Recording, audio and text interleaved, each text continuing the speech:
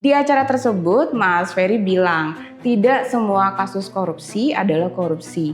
Dia diciptakan oleh kekuasaan. Tapi berkembangnya kasus-kasus, sifat kekuasaan itu kan menyimpang ya, penyalahgunaan kekuasaan. Seringkali kasus-kasus disalahgunakan untuk mematikan lawan politik. Di dalam banyak kasus, salah satu menilai apakah sebuah tindakan hukum, proses hukum, itu berkaitan dengan hukum yang adil atau berkaitan dengan upaya menyimpangkan kekuasaan untuk menjerat lawan politik, ya bisa kita lihat dari hukum acaranya. Hukum acaranya tertib nggak? Orang awalnya dianggap oplosan, tiba-tiba tidak ada. Dalam pemeriksaan perkara, berpindah jadi soal kontrak terkait Pertamina. Itu kan aneh, itu seolah-olah kasus sedang dicarikan. Saya khawatir kalau Presiden abai dengan kasus-kasus yang tidak adil seperti ini, Presiden akhirnya akan gagal memastikan hukum bisa berjalan baik di Republik ini.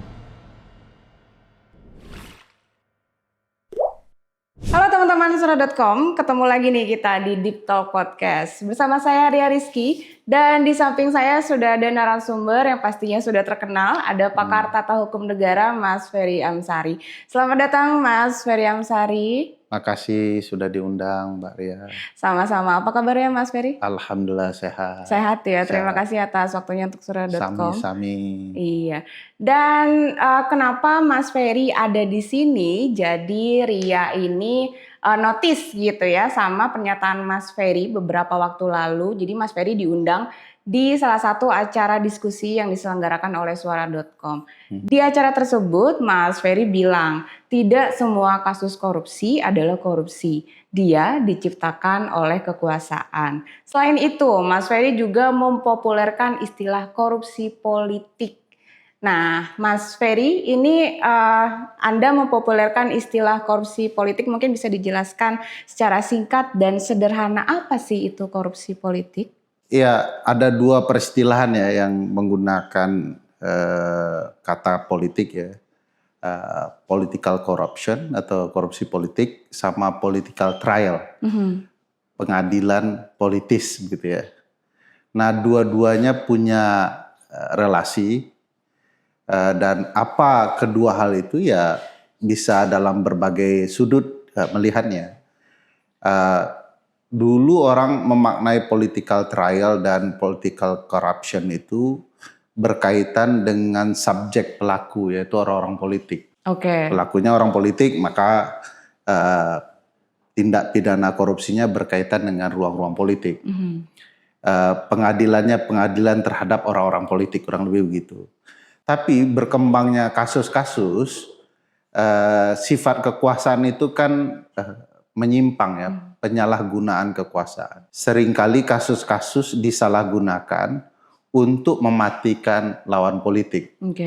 Nah, di sudut itu aku menceritakan, selain ada korupsi politik dalam ruang normal, ada yang tidak normal, yaitu menggunakan kekuasaan disimpangkan untuk menghajar lawan-lawan politik.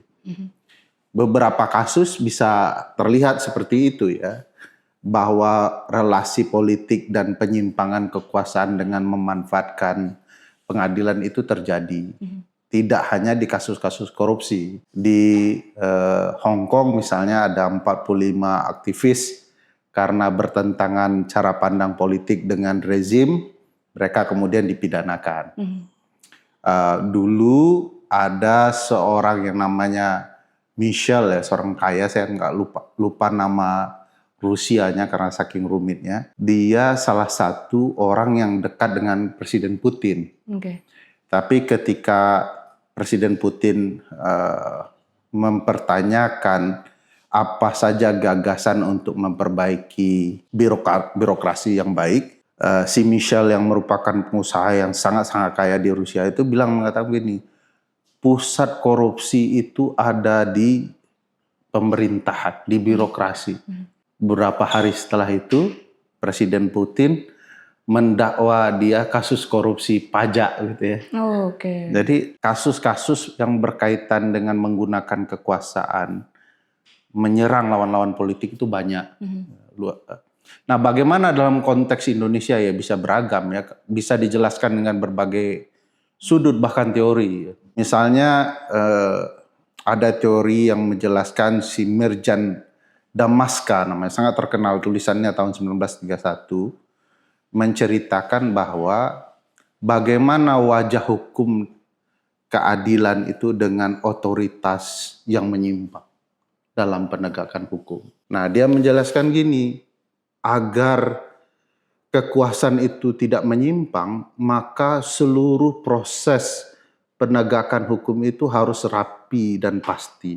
Nah, kita mengenalnya nih dengan konsep hukum acara, procedural law gitu ya. Hukum acara itu adalah tata tertib pelaksanaan hukum itu. Kenapa dia harus ditertibkan, dibuat pasti? Ya karena satu, agar kekuasaan tidak menyimpang.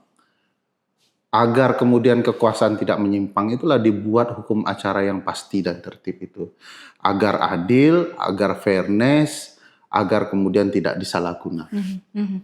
Nah, di dalam banyak kasus, salah satu menilai apakah sebuah tindakan hukum, proses hukum, itu berkaitan dengan hukum yang adil atau berkaitan dengan upaya menyimpangkan kekuasaan untuk menjerat lawan politik, ya bisa kita lihat dari hukum acaranya.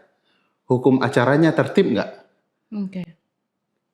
Sifat kekuasaan itu karena dia memaksakan ya kekuasaan untuk menyerang lawan atau mencari-cari kasus, maka dengan sendirinya hukum acaranya itu susah tertib. Kan dibuat-buat kasusnya. Jadi pasti tidak tertib. Nah, dalam banyak peristiwa kita bisa lihat kasus Tom Lembong misalnya gitu ya. Betapa tidak tertibnya kasus Tom Lembong itu ya. Kok hanya dia saja Menteri Perdagangan yang terdampak kasus, sementara Menteri Perdagangan yang lain yang jumlah permainan impor gulanya juga luar biasa. Lalu kenapa hanya fokus ke orang yang kebetulan lawan politik dari kekuasaan. Nah, kita bisa bercerita ya, kasus-kasus kekinian yang patut dicurigai punya motif penyimpangan kekuasaan karena hukum acara yang tidak tertib. Gitu. Jadi banyak penyimpangan kasus yang berkaitan dengan political corruption, yang bisa dikatakan penyalahgunaan kekuasaan. Tadi Mas Ferry sempat menyinggung soal kasus korupsi politik yang terjadi di Rusia gitu. Kalau misalkan melihat secara global di dunia, ada sih kasus selain yang di Rusia itu yang maksudnya bisa jadi pembelajaran di Indonesia gitu. Maksudnya masyarakat yang awalnya abu-abu menjadi punya contoh yang yang real gitu, yang terjadi, yang sudah terjadi di dunia, sementara di kita tuh masih bingung gitu. Ya ada banyak ya. Dulu di Amerika ada kasus Presiden Nixon. Dia mencoba menggunakan kekuasaannya untuk mengkriminalisasi lawan politiknya. Kasusnya ngejar korupsi lawan ini, tapi terbongkar ya. Dan itu terang-terangan orang melihat ada motif politik di dalamnya. Ada kasus di Mesir ya, Presiden Mesir ketika itu berupaya mempidanakan lawan politiknya dengan kasus-kasus penyimpangan tertentu. Ya motifnya sangat banyak, contoh kasusnya kalau bisa dilihat Biden dan Donald Trump itu bersaing saling mengkriminalisasikan kasus-kasus anaknya. Ya. Betul. Nah di Indonesia sebenarnya sebagaimana kasus-kasus politik itu, orang juga sudah bisa merasakan ini politis ini terasa kok. Ya. Contohnya Tom Lembong itu Tom Lembong itu kan bisa dibaca dengan mudah ya. Kasus Nadiem Makarim juga seperti itu saya lihat ya. Nadiem itu bagaimanapun ya saya tidak setuju ya dengan berbagai isu di wilayah itu, tapi orang kan bisa melihat misalnya dulu jaksa yang sama tidak mempermasalahkan tindakan menterinya. Kan satu kabinet mereka. Tapi setelah berganti kekuasaan kok kemudian dipermasalahkan. Begitu juga beberapa kasus terbaru, misalnya saya dengar kasus Mas Kerry gitu ya, itu juga janggal kalau dibaca. Bahkan saya melihat kacaunya hukum acaranya sebagai intensi ya, niat untuk memperlihatkan bahwa ada masalah serius di dalam prosesnya. Selain Kerry kan ada kasusnya ex di Rut ASDP, Ya, Ibu Ira Puspadewi, Puspadewi, kemudian ya tadi sudah disinggung kasusnya Nadiem Makarim yang sebenarnya sudah terlalu jelas gitu ya Mas Ferry ya, bahwa ada kekeliruan di dalam perjalanan sidang, dan terakhir adalah putra pengusaha dari Riza Khalid, Muhammad Kerry, begitu kan. Mereka ini bertiga ini merasa dikriminalisasi melalui kasus korupsi. Kalau dari kacamatanya Mas Ferry, apakah kasus ini atau kasus yang menyeret mereka ini termasuk korupsi politik kah? iya, karena mereka bersentuhan dengan ruang kekuasaan, ruang politik. Kuat dugaan ada political corruption by political need gitu ya. Yang saya pikir itu bisa menjelaskan bahwa kasus ini tidak murni bercerita penegakan hukum. Ada kasus ini bisa berbeda-beda sudut pandang. Misalnya Bu Ira Puspadewi ya, orang fokus kepada kerugian keuangan negara. Padahal KPK bicara perbuatan melawan hukum. Lalu kenapa kemudian Bu Ira tiba-tiba dimaafkan padahal sudah terbukti? Saya bahkan melihat kok ada tensi kasus-kasus politik tertentu mudah dimaafkan bukan karena proses pembuktian hukumnya, tetapi ada kepentingan lainnya. Bacaan kepentingan itu sederhananya begini, putusan keluar, tiba-tiba langsung dimaafkan presiden. Sifat pemaafan presiden itu tidak serta-merta Mbak Ria. Kalau Bu Ira itu kan dia bukan amnesti dan abolisi seperti Tom Lembong dan Hasto. Tapi dia grasi, rehabilitasi. Dia kan dapat grasi kan. Itu sifatnya harus mendapatkan pertimbangan dari Mahkamah Agung. Kalau Mbak Ria perhatikan, begitu dia keluar putusan, Presiden langsung memaafkan, besoknya beberapa hari setelah putusan langsung diumumkan. Pertanyaan besarnya, kapan Presiden minta pertimbangan Mahkamah Agung? Dan apa pertimbangan Mahkamah Agung? Terlalu cepat. Jadi kayak ada ruang transaksional yang tidak kita ketahui sedang apa yang terjadi, padahal proses hukumnya sudah berjalan dengan cukup baik. Ya. Nah, sekali lagi saya melihat jangan-jangan memang ada narasi politiknya di dalam kasus-kasus seperti ini. Kedua, kalau dibaca kasus Kerry, bahkan menurut saya karena ini barusan ya, yang kemarin sempat heboh karena Pak Ahok ya. Iya, betul. Pak Ahok mengatakan ya tidak ada cerita oplosan, padahal kita semua berpandangan kasus Pak Kerry ini adalah soal oplosan. Karena semua kita kan kesal ya, apalagi yang mobilnya pernah mogok seperti saya kan. Jangan-jangan karena waktu itu dugaan mobil saya mogok gara-gara bensinnya bermasalah. Nah, orang semua menuding gara-gara praktik oplosan ini sesuatu yang dilarang, kita dirugikan semua, publik dirugikan semua.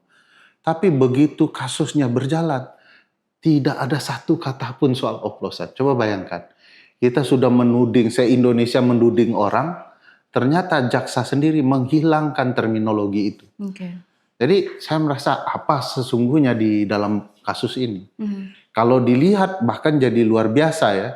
Misalnya kasus ini berlanjut dengan prosedural hukum acara yang buruk. Sidangnya berlangsung malam hari. Sampai jam 2 malam loh itu. Dan itu tidak diperkenankan dan tidak dianggap sebagai proses yang wajar. Di konstitusi kita itu ada ketentuan yang mengatakan bahwa pasal 28D bahwa setiap orang berhak untuk mendapatkan perlakuan dan jaminan hukum yang adil. Itu nggak adil itu malam. Kalau kemudian hukum acara teorinya itu, kenapa hukum acara itu harus pasti sebagaimana saya ceritakan tadi? Karena mau berikan jaminan kepada tersangka, terdakwa untuk membela dirinya. Orang mana yang bisa membela dirinya jam 2 malam coba? Kalau bukan petugas ronda ya. Kalau orang yang wajar dia pasti kelelahan. Kelelahan itu membuat dia tidak bisa membela dirinya.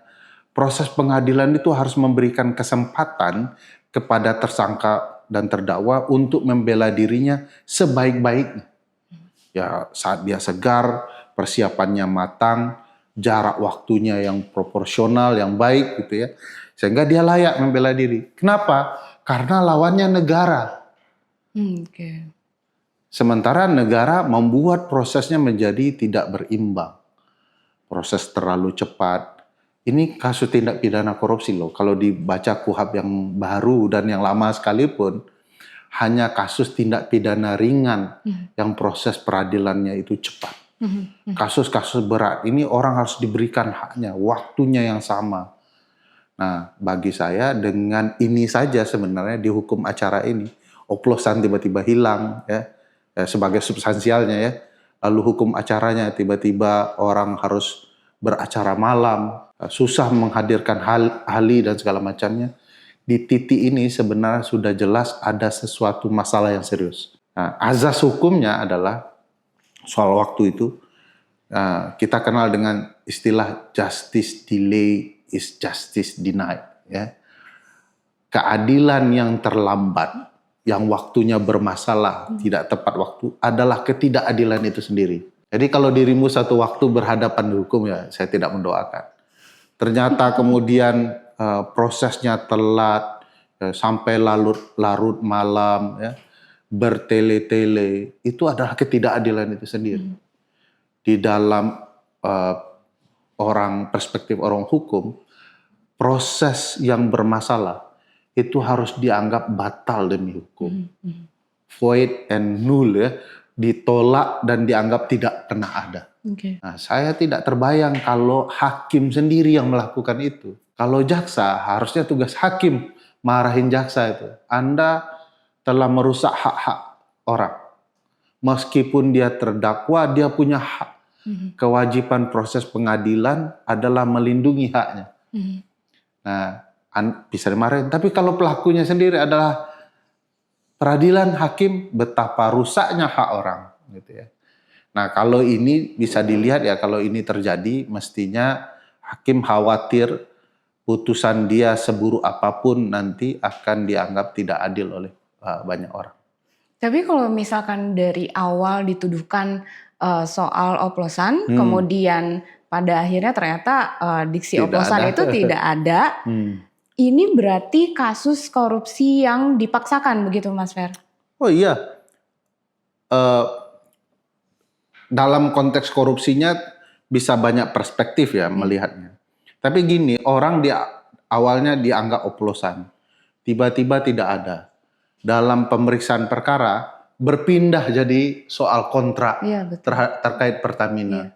Itu kan aneh, itu seolah-olah kasus sedang dicarikan. Padahal dia sudah dituding oleh banyak orang oleh upaya jaksa.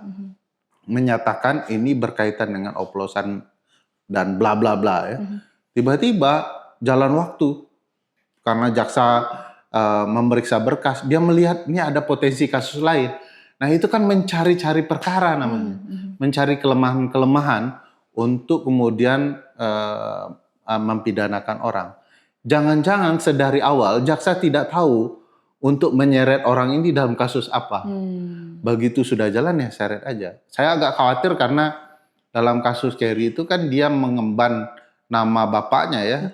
Bapaknya kan seorang urban legend dalam dunia bisnis. Ya. Perminyakan lah. Dan di titik tertentu oleh negara dia dianggap sebagai orang yang sedang dicari ya.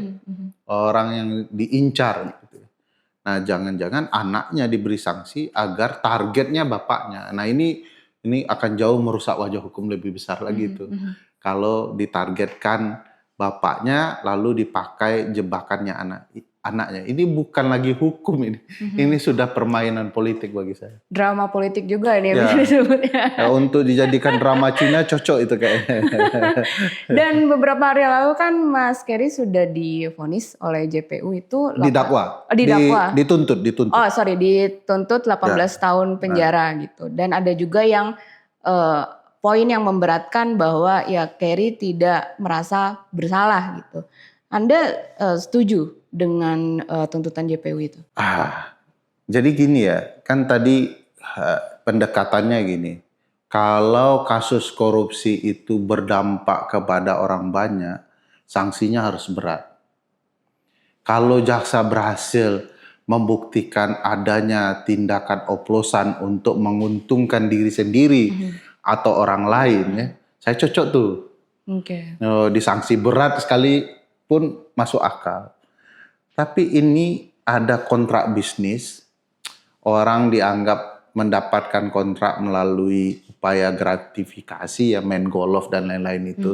Lalu tiba-tiba itu dianggap sebagai tindak pidana korupsi yang berdampak luas. Padahal itu kalau dilihat hanya lingkup bisnis ya, apalagi kalau dibaca pembelaan dari lawyernya Kerry, jelas kok terang bahwa perkara itu malah menguntungkan Pertamina.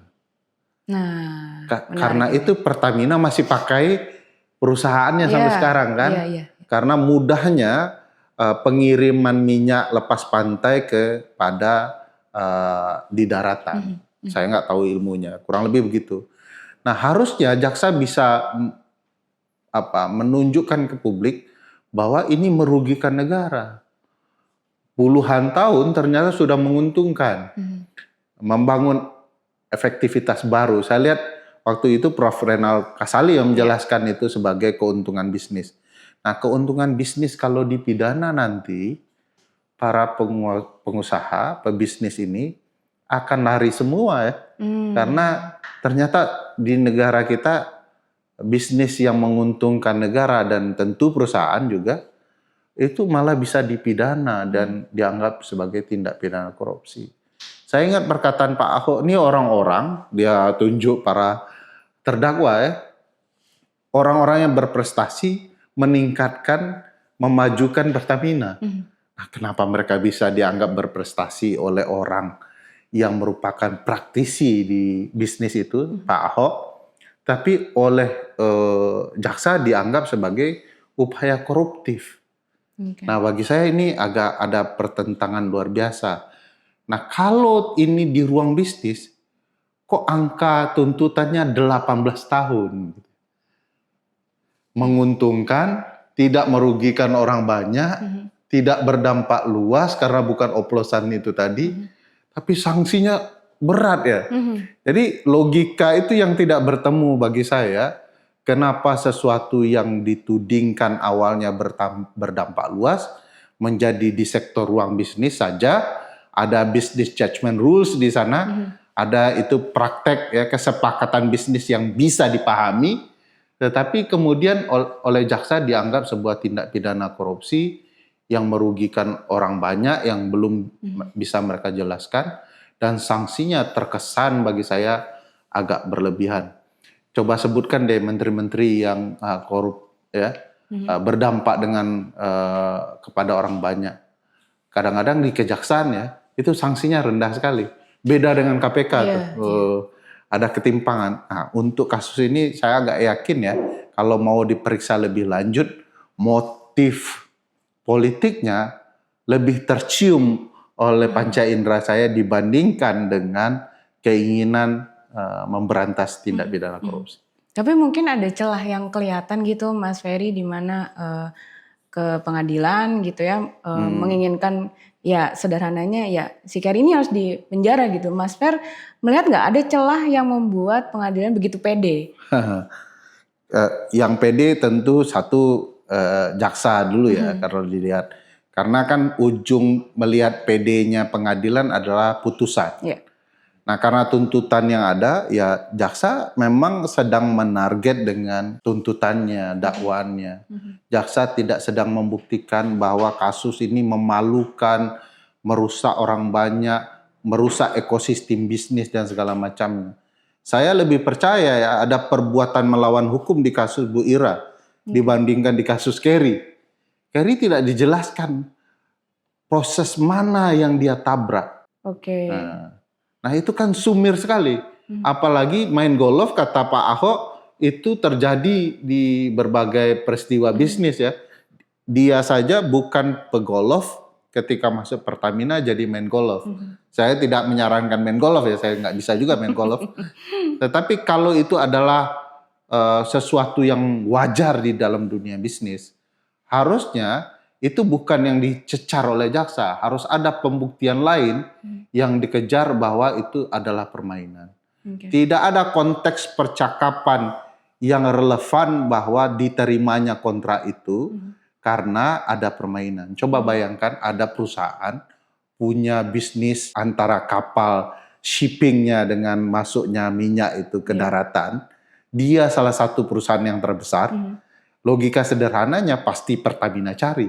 Apalagi dalam ruang waktu, kata Profesor Renal Kasali, itu menguntungkan negara. Jadi kalau sebagai pebisnis yang baik negara yaitu Pertamina, dia pasti cari perusahaan yang menguntungkan waktunya, menguntungkan beban mereka agar bisa berkurang gitu ya. Nah, aneh malah kalau Pertamina tidak memilih perusahaan yang punya kapasitas selevel gitu ya. Bagi saya pembuktiannya enak tuh, tinggal dijejer perusahaan-perusahaan, mana dari perusahaan ini yang harusnya dipilih Pertamina. Kalau ternyata pilihan dari bisnis itu adalah OTM itu ya, perusahaannya Pak Keri, ya di mana masalahnya? Ya. Kecuali perusahaan Pak Keri ini buruk ya, menyebabkan waktu penyaluran minyak ke daratan itu lama, berputar-putar, bertele-tele.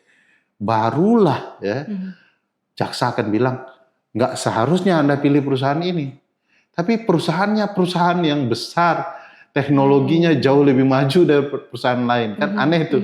Saya dengar itu teknologi Jerman kan, bukan teknologi negara level bawah gitu. Jadi memang ada kesan ya yang saya tangkap bahwa tuntutan itu terlalu besar untuk membuat seseorang khawatir dengan anaknya, mungkin ya itu yang saya tangkap ya.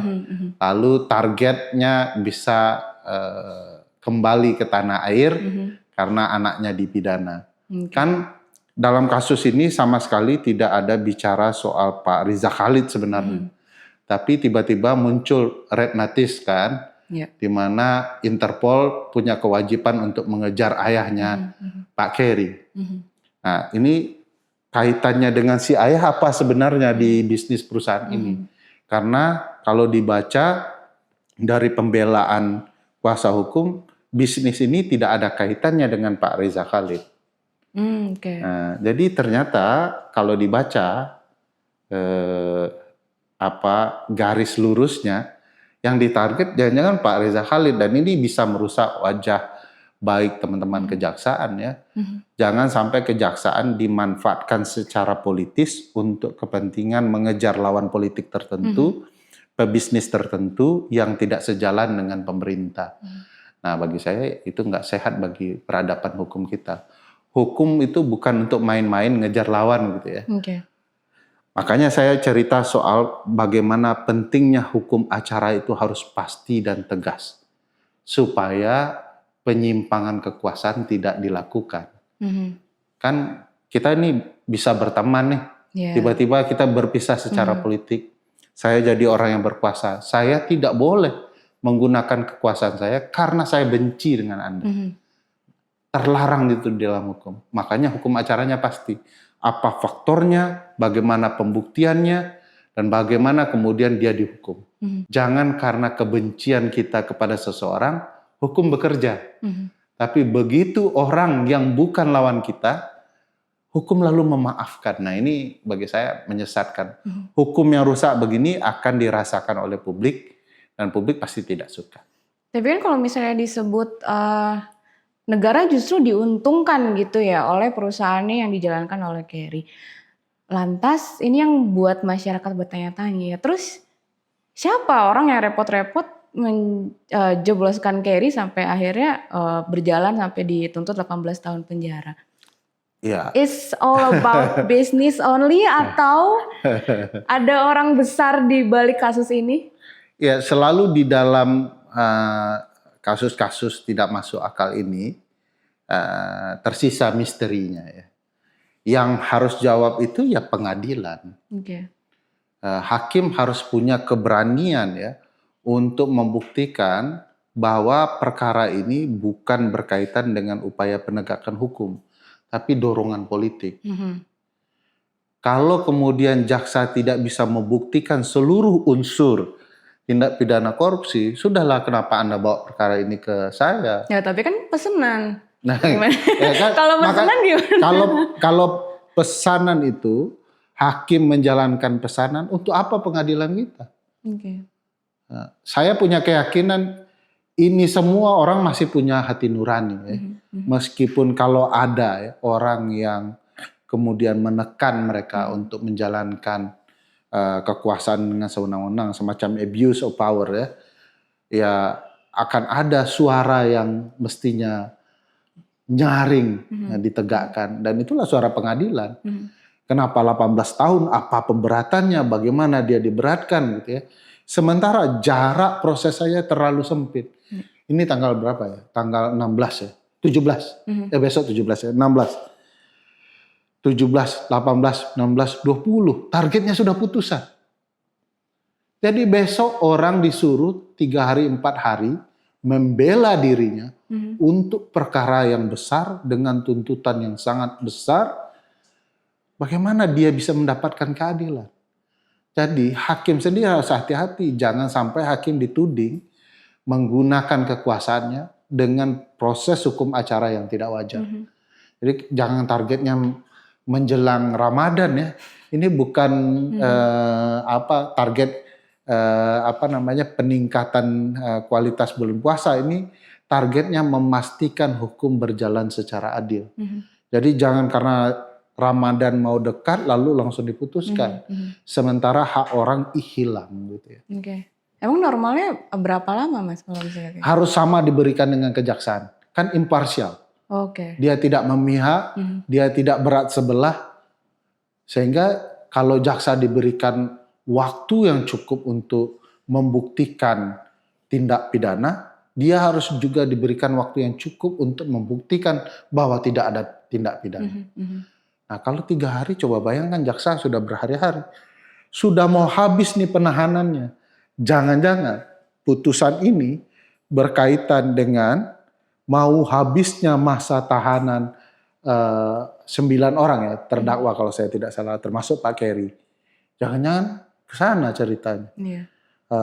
Ini waktunya mau habis tahanan. Ayo kita segera putusan. Itu bukan cara berhukum yang adil. Jadi kalau memang habis masa tahanannya ya lepas.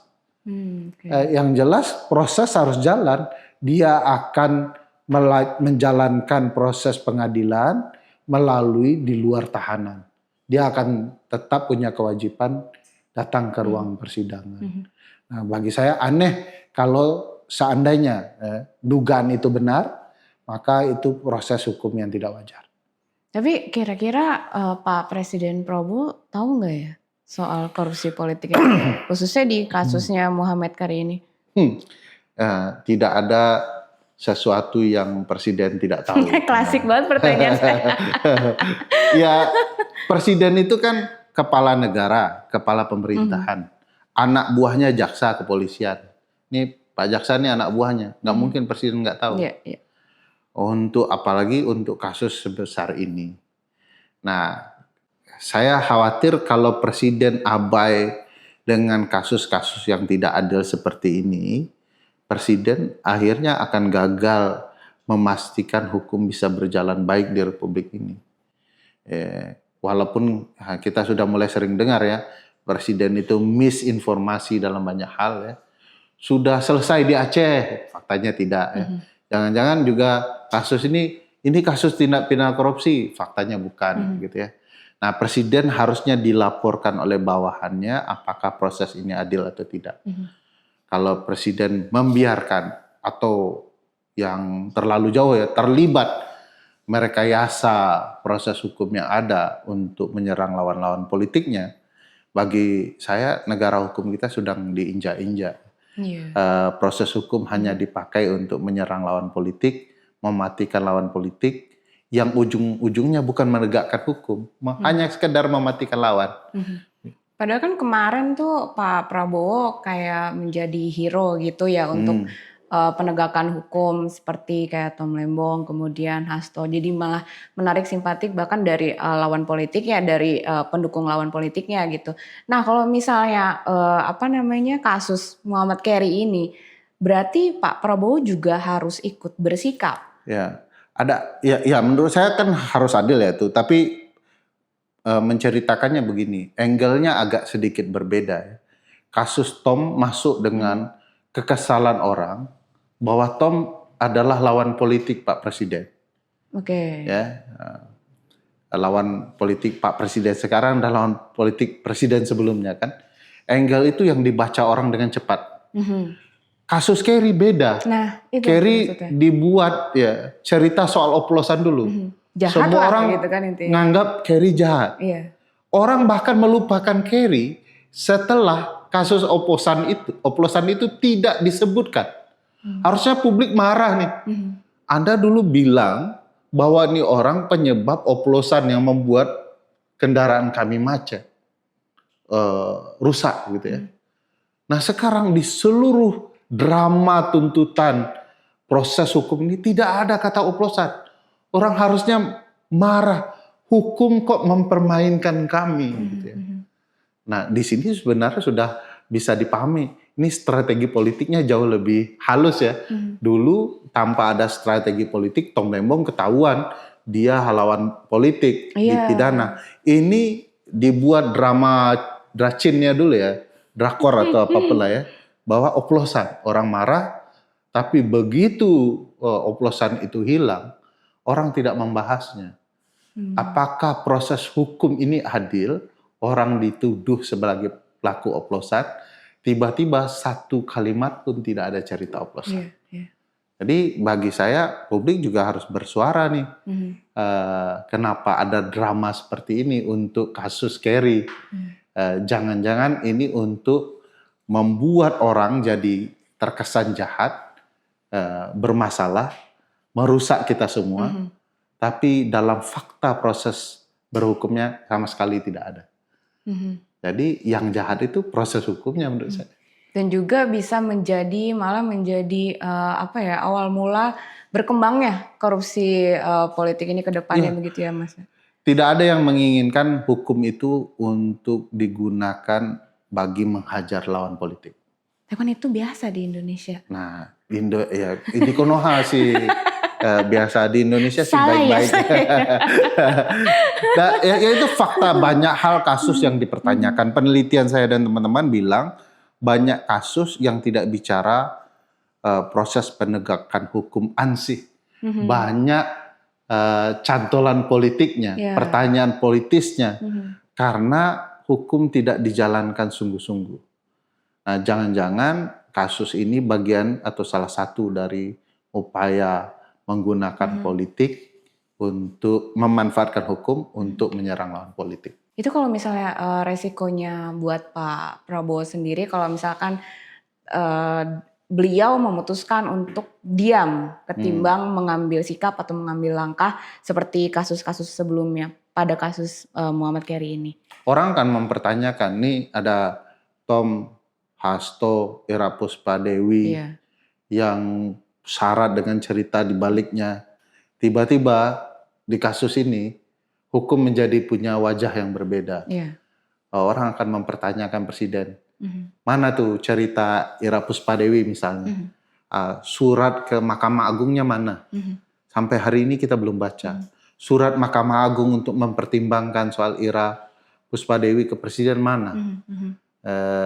Kalau cerita Tom Lembong dan Hasto secara terbuka ada di DPR begitu ya. Pertimbangannya sangat politis memang.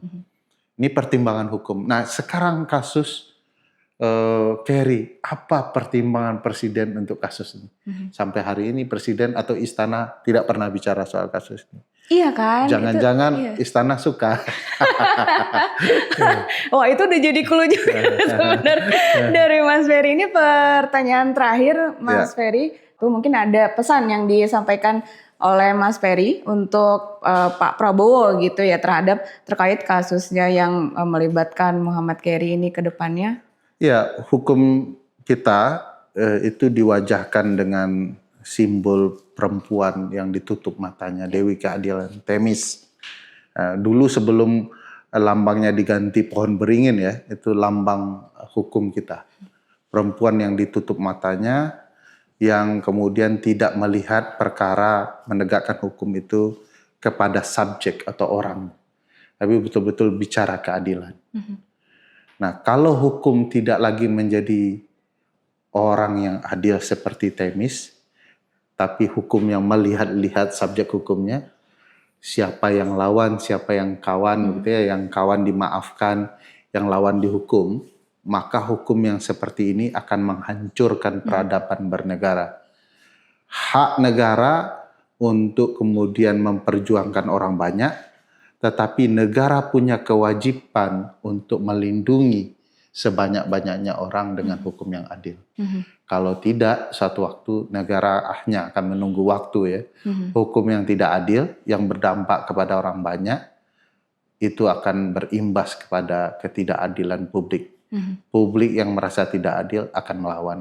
Oke, kan nanti masyarakat juga mikir gitu ya, yang kecil-kecil aja mudah dikriminalisasi gitu ya. Apalagi untuk bagian atas nih jadi contoh juga buat masyarakat Sekarang sedang tren nih di pemerintahan nih. Rakyat kecil yang tidak adil protes, orang yang menengah tidak mendapatkan keadilan protes. Sekarang orang yang punya bisnis, orang kaya juga protes. Betul. Bayangkan semua orang sedang protes kepada pemerintah. Dalam sejarah, sekelompok orang yang mempertanyakan ketidakadilan pemerintah akan merasa bahwa pemerintah ini bermasalah, itu akan punya konsekuensi besar suatu saat nanti. Nah, itu menjadi PR juga buat Pak Prabowo ya. Terima kasih Mas Ferry atas waktunya dan kesempatannya dan juga informasinya, Mas Ferry. Dan itu tadi obrolan saya bersama pakar tata hukum negara Mas Ferry Amsari. Jangan lewatkan masih banyak program menarik lainnya hanya di suara.com. Saya Ria Rizky pamit undur diri, sampai jumpa.